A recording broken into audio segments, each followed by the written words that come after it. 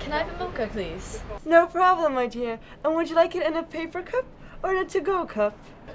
A paper cup, please. Oh, okay. Here you go.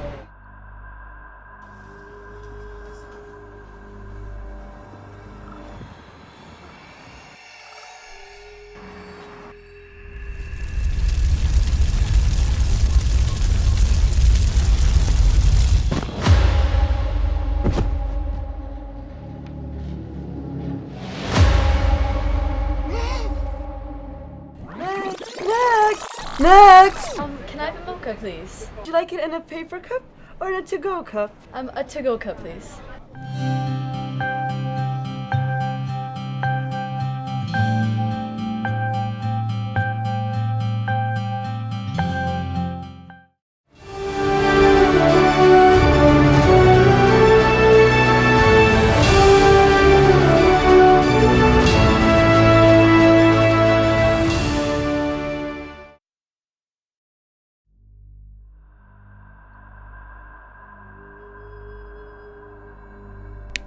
Good evening, ladies and gentlemen. You're listening to RT News. Recently, there's been reports of wildfires spreading across the country. These fires have been spotted in Kerry, Mayo and Limerick. What are we going to do about this? This is all your fault. What are you going to do? Look at this guy.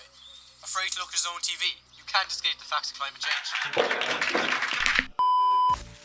I told you, you can't get away. Didn't you hear me? You can't change the channel on climate change.